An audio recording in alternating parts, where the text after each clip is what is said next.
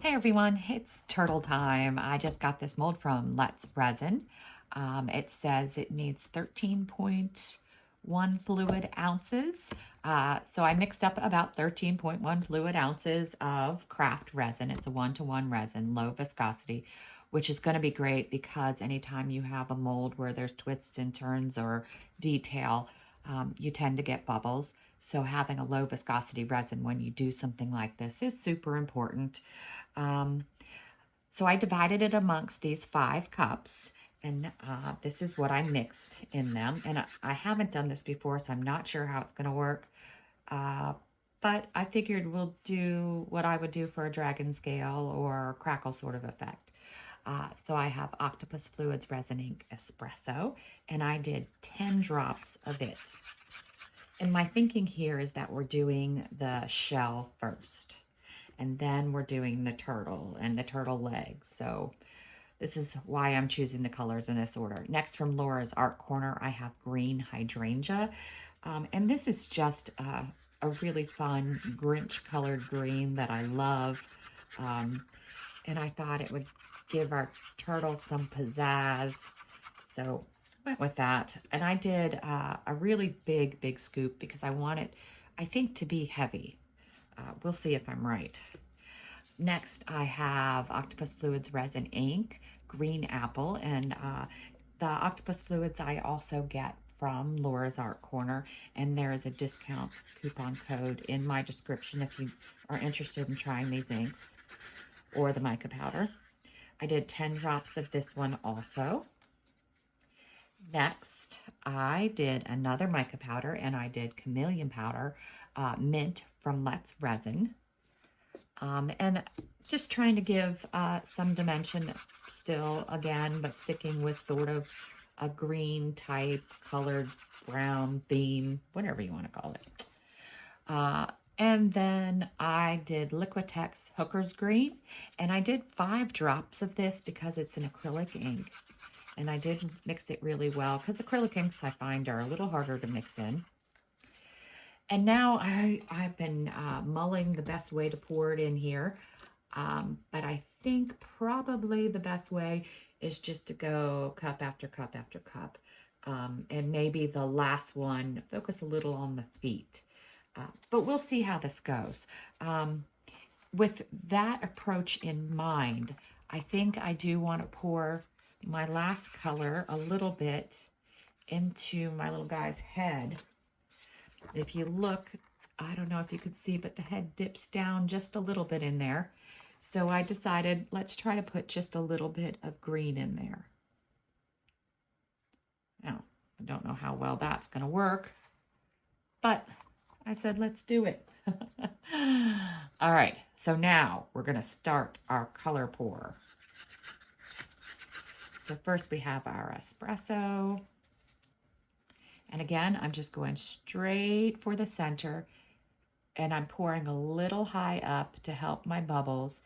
And I did let the resin sit a little bit to help get some of the bubbles out.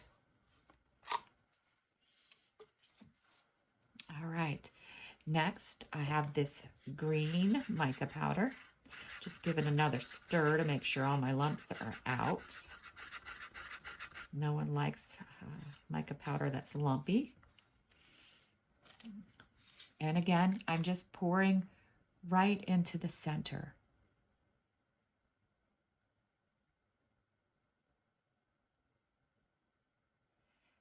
Now, as it comes up and starts to raise, I'm hoping to see some bubble action, right? So I can start sort of tapping, working with the bubbles. Now I have my 91% alcohol spray. You can use 91 plus if you can get it. It's just easier for me to get 91. I'm going to give it a little spray just around the feet and everything. All right, now I have my green apple.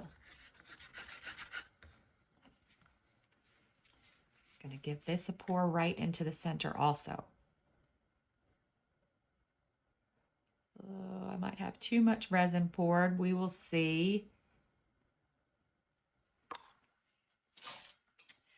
All right, so now I have these 2 left, but I do want to make sure I leave room for the green feet. And you see it's already coming up into the feet.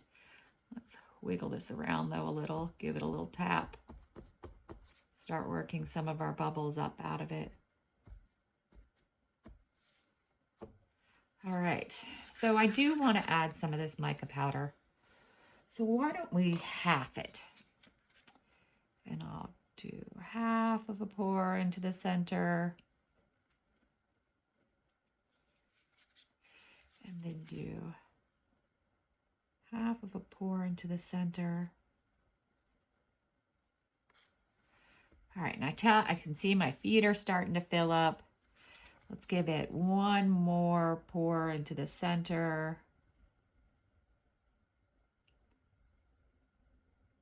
And before I go in to finish my green feet, while it's still kind of low, let's do some more manipulating.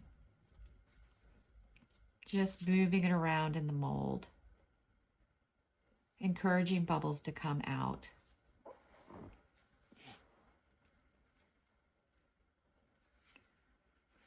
All right, it actually looks pretty good. I don't see too many bubbles. Where I'm going to look now when I pour it into this, I want to make sure it gets into these little flippers here. So let's do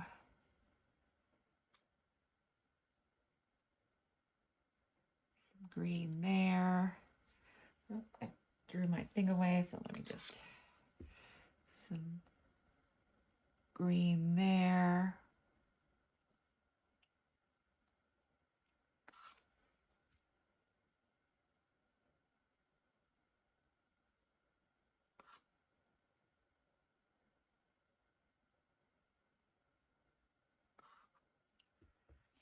All right, and now while it's still not completely full, I'm going to work on these little spots.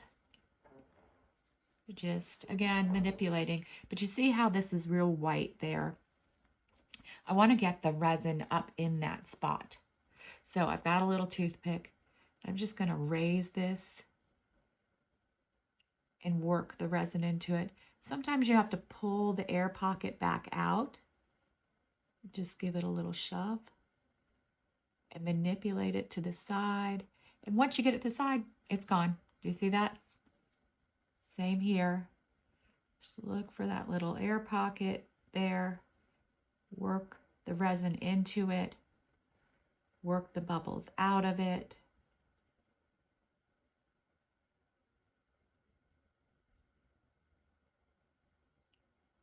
I see one little one here I want to try to move around. There we go.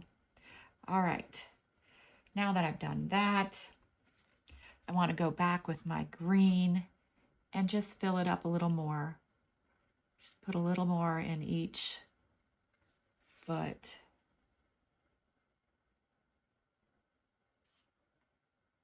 And I'll use these for something else.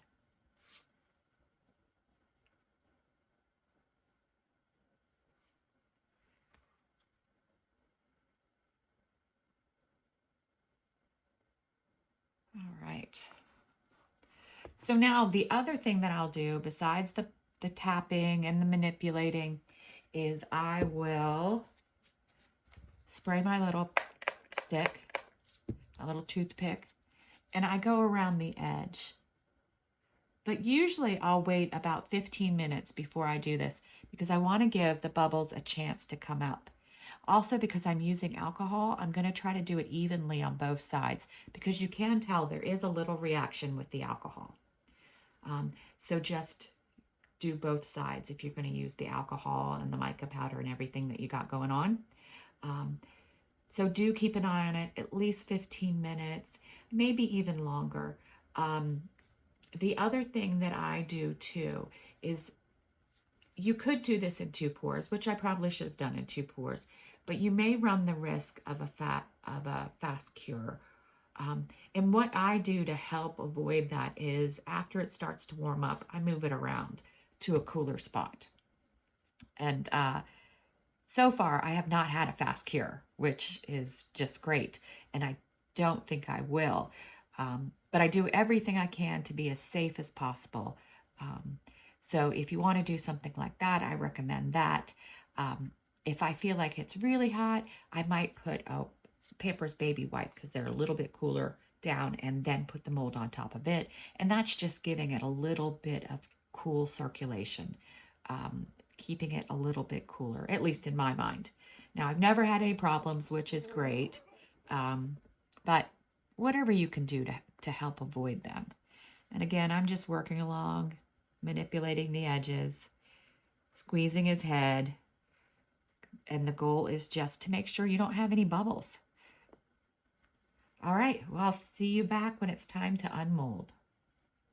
All right, I already started unmolding him because I wasn't sure how hard it would be. But it's not hard at all.